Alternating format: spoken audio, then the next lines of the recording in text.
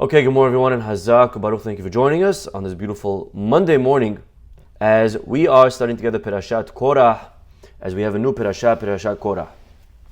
And our Perashat tells us, Vayikach Korah. Korah was actually a relative of Moshe Rabbeinu, not distant at all. Korah was Moshe Rabbeinu's first cousin. And the Pasuk tells us that Korah decides to try to overthrow Moshe Rabbeinu. He organizes a rebellion and he gathers very important people actually to join him in his rebellion. Vayikach Korah ben Itar ben Kehat ben Levi. He gathers 250 men, important men.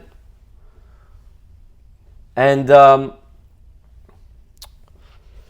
matter of fact, the Midrash, it says they were heads of Sanhedrin. These were big people.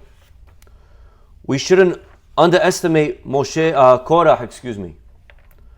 Korah had very serious arguments against Moshe Rabbeinu. What was his argument exactly? You would think Moshe is a big guy, a serious guy, an honest guy. Moshe is a good leader. If anyone in history was ever a good leader, it would be Moshe Rabbeinu. And for some reason, Korah, he has problems. What problem did Korah have exactly?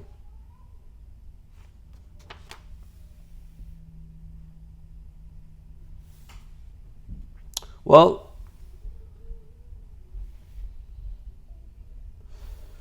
says the Midrash, Vayikach, actually, the Perashah begins with a verb. Vayikach Korah, Korah took.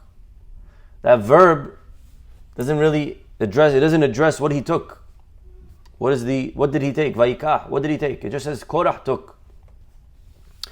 The Midrash says, you want to know what he took? You got to look at the last idea discussed. The last piece of object discussed. The last pronoun. Right? When I say he, what's that pronoun? It's going back to the last noun. So when I say Vayikach Korah, he took what was previously mentioned. And says the Midrash, Ma ketiv lema'ala, what was mentioned right above, right before this pasuk of Vayikach Korah. Last Perashah ended with the topic of tzitzit. So says the Midrash, you know what Korah took? He took tzitzit. Kafatz Korah ve'amar leMoshe. Kafatz Korah means Korah sprung up. And he says to Moshe, talit shekula techelet. Moshe, I have a question for you. He says in front of everybody. If I have a talit, if I have a robe, a shirt, that's all techelet. Techelet is a type of blue, okay? We're not clear today what exact shade of blue. Some say we lost it. We don't have that color anymore because it came from a certain snail, which we don't think we found. We've lost the tradition of what exactly the snail is. Others claim that we found it again, and that's why you see some people today, they wear in the tzitzit, it's white, but they have a blue string. So that's why some people say we found it. But either way, a talit shekulat techelet. He comes and he asks Moshe, I have a question for you. What if I have the entire shirt is that techelet blue color? Would it be exempt from tzitzit? Amar lo hayevet. Moshe said, you have to put. Amar lo Korah. So Korah says back, he replies to try to make a joke out of Moshe. What does he say? He says, talit shekulat techelet en porteret atzma. If the whole thing is blue, it's not going to be good. Arba hutin. You want to tell me that 4 little strings, one on each corner, is going to make it okay? Here, the whole thing is blue. It's not kosher.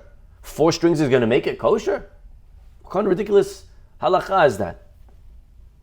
He asks a second question. Bayit maleh sfarim.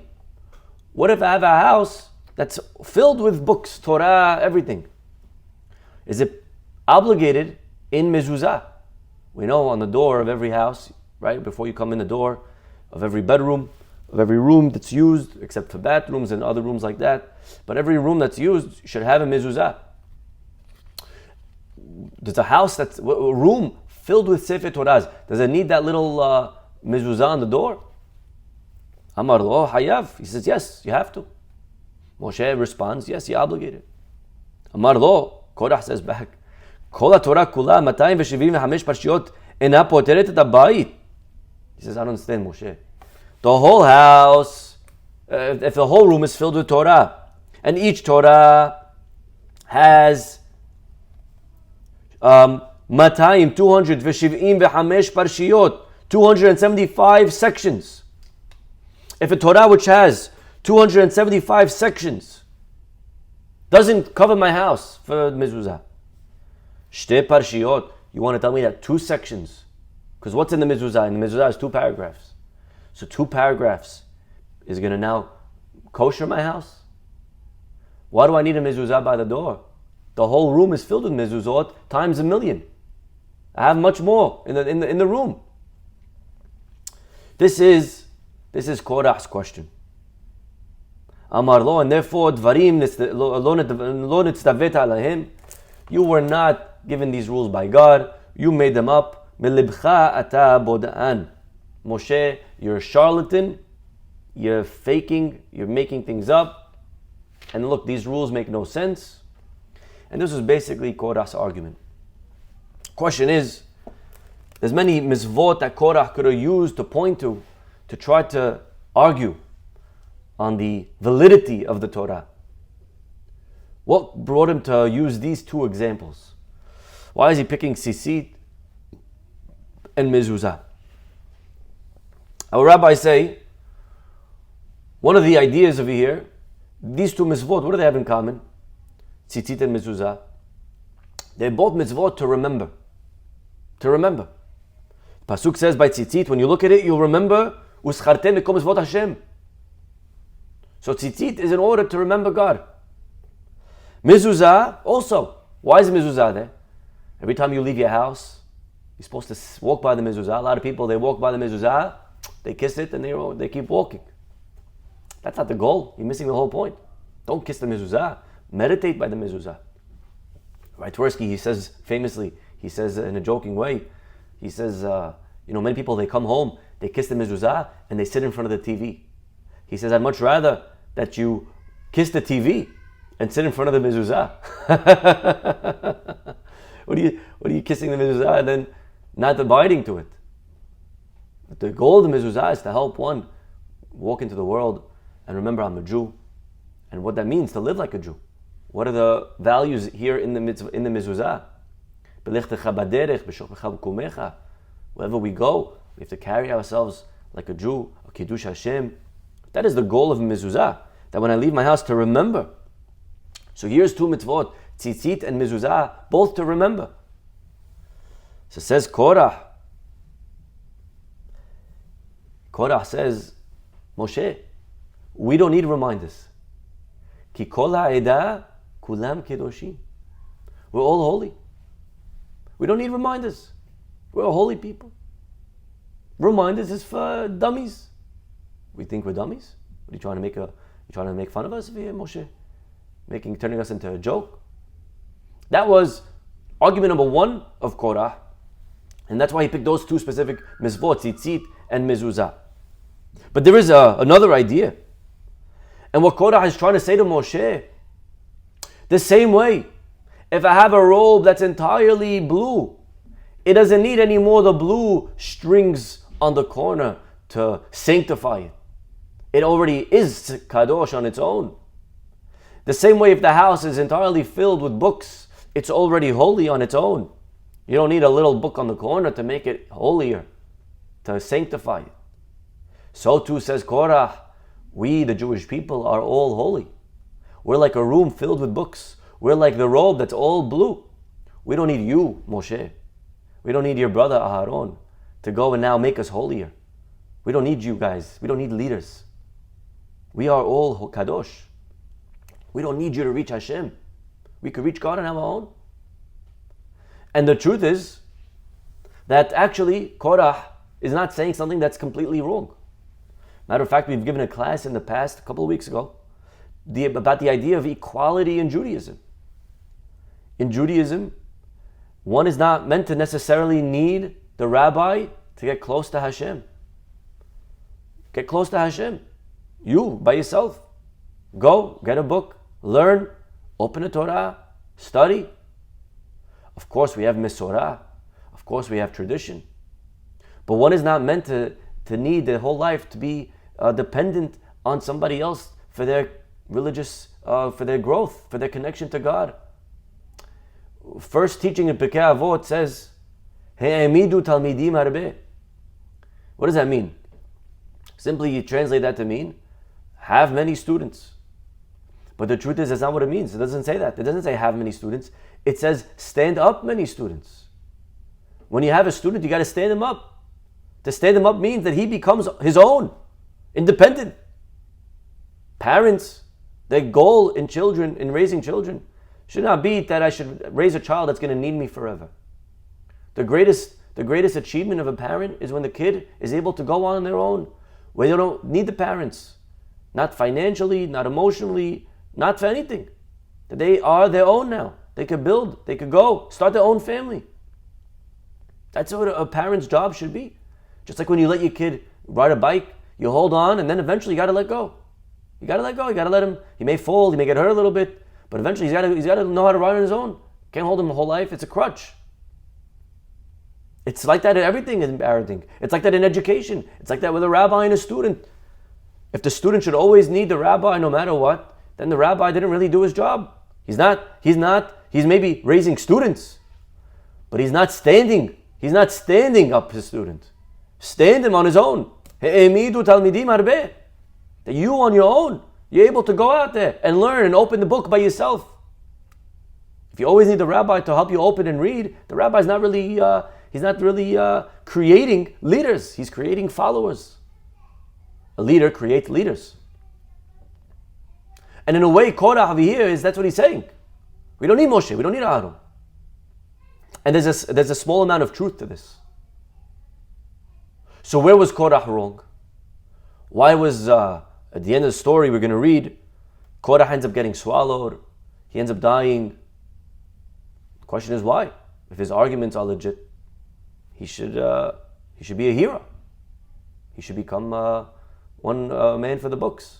He should be written down and recorded in history as a person like Yitro, who saved the Jewish people. He brought insight. He helped us advance. But Korah is only rejected. Korah is not a hero in our literature. Korah is a bad guy. He gets swallowed in the earthquake and everything that we're going to read in the rest of the Perashah. Where was Korah's mistake? Where was his mistake? Korah's mistake, my friends, is something in life that we all struggle with from time to time. And that is that a lot of times we cover our negative motives with lofty and noble ideas. You know what Korah's mistake was? His argument was good. The problem was that wasn't his real argument deep down. Deep down, his motive, he didn't believe that. He didn't really want that. What did Korah really want? Take a look. Our rabbis tell us,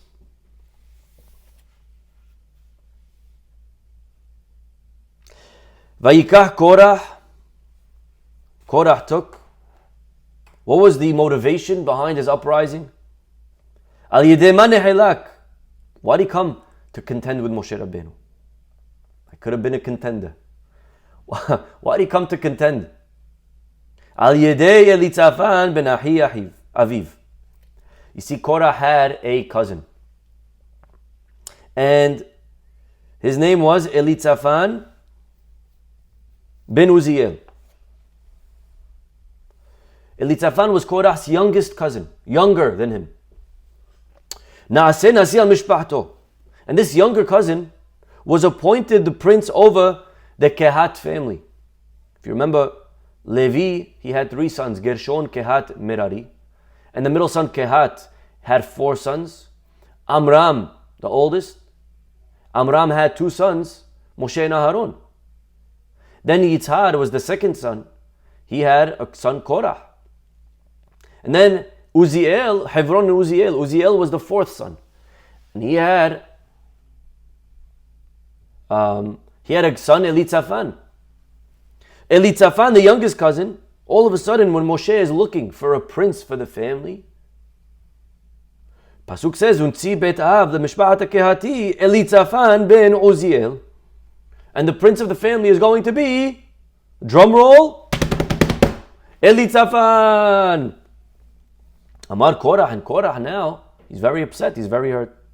He says, Arba'im ahim hayu ahi abba. One second. My father had 4 brothers, he was one of 4. Neymar, like it says, Bnei Kehat Amram Yitzhar Hebron Uziel. So Amram, I understand the oldest brother, Amram, he's the Bechor, he gets double. So he had 2 sons, they each get something, I get it. Moshe became the king, and Aharon got the high priest, Kohen Gadol. Okay, I'm okay, that's fair. What happened next? Then comes the next brother, Yitzhar. So it should have been, Mira uili told Tashniya, who should get the next thing in line, the next kabod, the next position should come to me. However, he skipped me. They went to my youngest cousin. They went to Elitzaphan. How's that fair? And so over here, Korah really, what's driving his rebellion, our rabbis are telling us, is really his ego. He was really very jealous of his younger cousin. That's what was driving. And that's what he wanted. He wanted power. The problem with Korah, what he said, we're all equal, is true. The problem is he didn't really believe in that. That was a cover-up. He was trying to mask his negative, his selfish, his bad motives. In life, what we learn from our parasha, my friends, is that we have to be very, very careful when we rationalize. This is called rationalize. When we give excuses for the things that we do, we try to explain, and we cover up what's really bothering us, or the real motive, the real driving force. We cover it up with negativity, with holiness, with kedusha, with ideas and concepts and values and lofty, noble values. And we do this many times. We do this many times in our personal lives. The reason we do it is very obvious. There's something called cognitive dissonance, when there's a disconnect between where I am and where I should be. It's hard for us deep down to really believe that we're plagued by these negative drives. Right? We don't like admitting that we have these flaws. It doesn't feel good. I'm jealous, I'm angry, I'm impatient. I don't want to admit that. So what do we do instead? We create this fake excuse. We rationalize. Many times, I'll give you an example. Guy's dating a girl. Good girl, good guy, doesn't matter which way. However, the family doesn't want. Why don't the parents want? She's not a good girl. She doesn't have good midot. What is it? She's really, they'll come and they'll tell you all these amazing ideas of why they don't want it. Not compatible. She doesn't respect him. These are serious problems. Wow. Okay, if they're not compatible, it's an issue. She doesn't respect him, that's an issue. She's just taking it from his money, that's an issue. Wow, that sounds serious. But really, that's not why. What's driving these parents to break it off? something very superficial. They just don't like the last name. There's no status maybe coming with that family. They're not community. They don't have wealth. The wedding's going to be subpar. But we don't want to admit that that's why I'm breaking it off because of money. That's very shallow. And they know it's shallow. So sometimes we lie to ourselves even. Not always is it lying to other people. A lot of times we're lying to ourselves and we say it's because, no.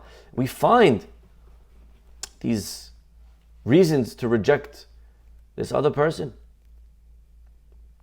We use holy language to justify personal desires. This is what Korah does. This is what Korah teaches us. He's a man who has, he's plagued with jealousy. You know, he should have sat down.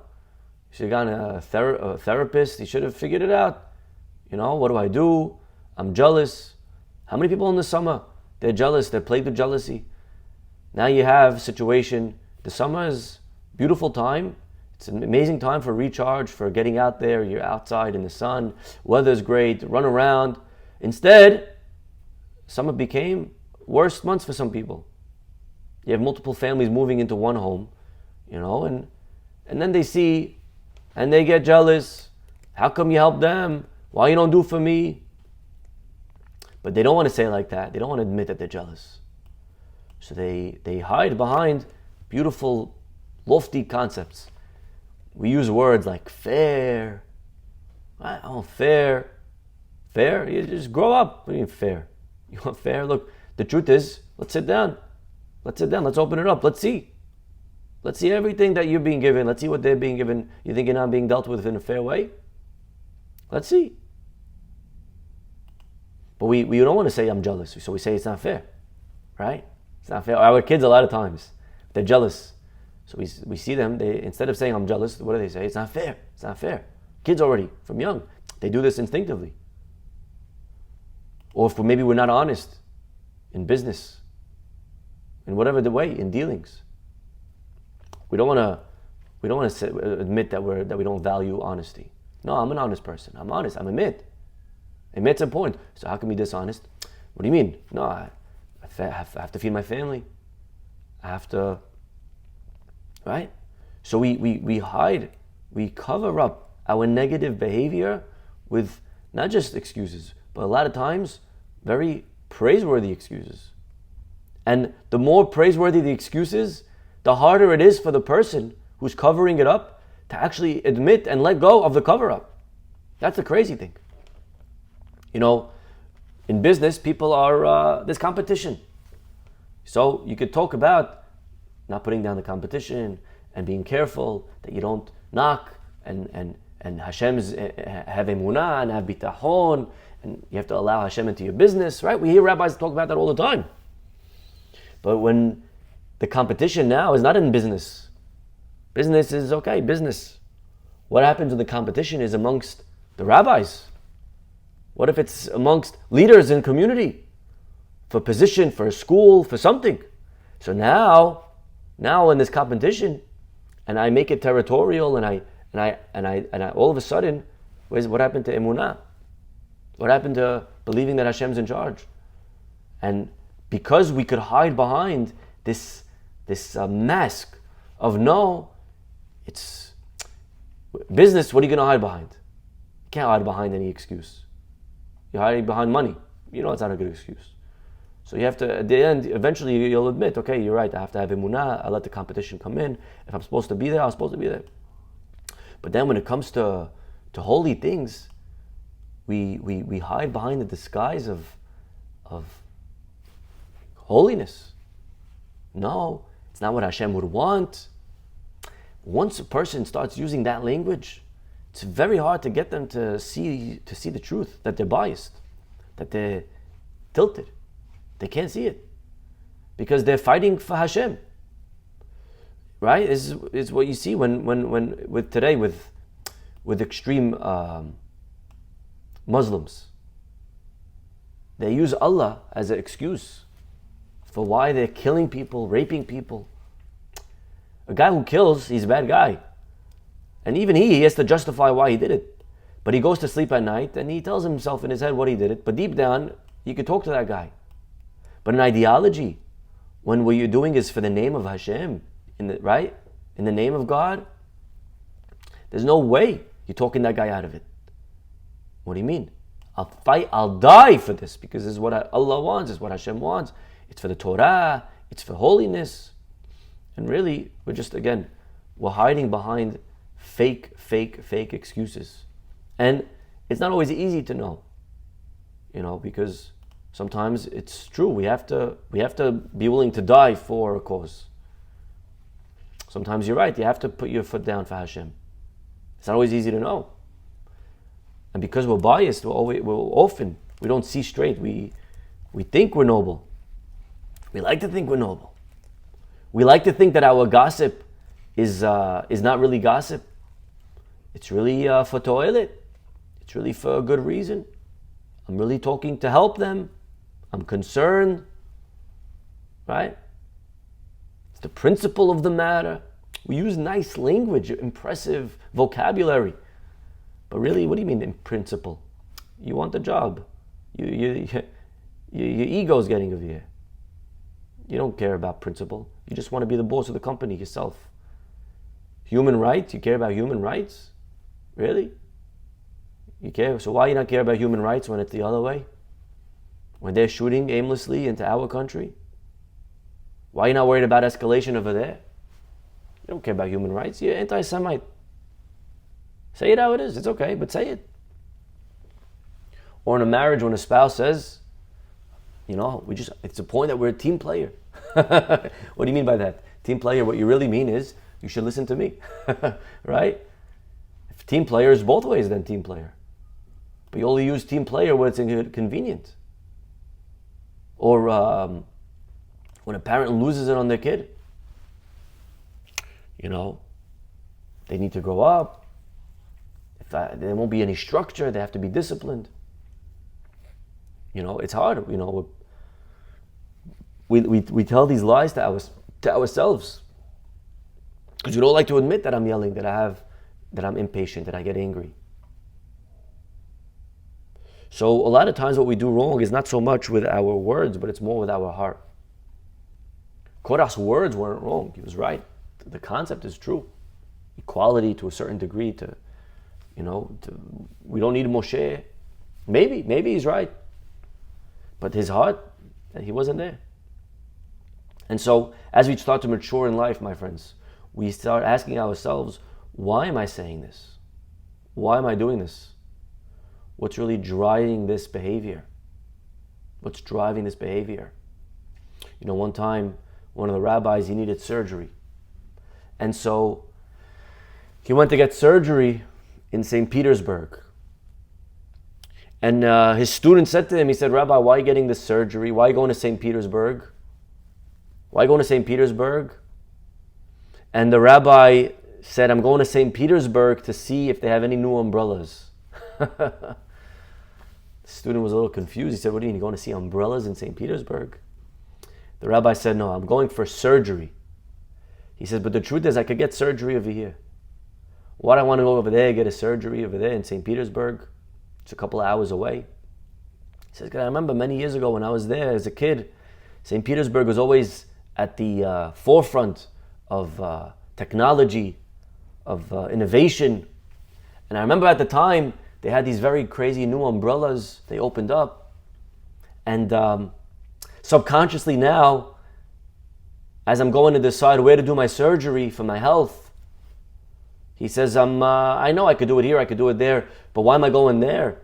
Maybe subconsciously what's driving me is the umbrellas that I remember. I want to see if they have any new inventions over there. That's what's driving me. And so the wiser we get, the older we get in life, the more we have to start realizing that maybe there's underlying motives. Frustration, impatience, angry. And a lot of times it's good to ask people around us. With Korah, there was another man, his name was On. On also was originally part of the rebellion. But what saved On? At the end, he was saved. He didn't go with them. You know why? Because he had a smart wife. He had an outside set of eyes that could help him, that could guide him. We'll be very wise in life to listen to those around us, to ask those around us. We have to know who to ask. A lot of times you could ask the wrong person.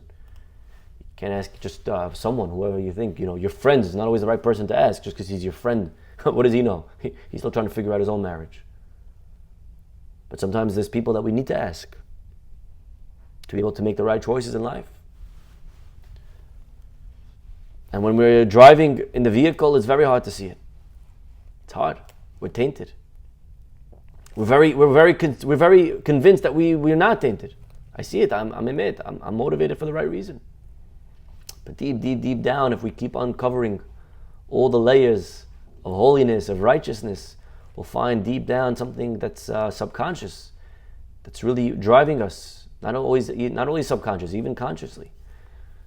That's really driving. And the truth is, when we're able to be vulnerable, when we're able to admit that this is what's bothering me, then we're actually on our own path to success, to healing, to growth. And so long that we cover it up, nothing will ever become of us.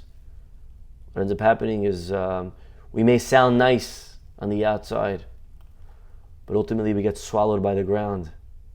We become just forgotten into oblivion.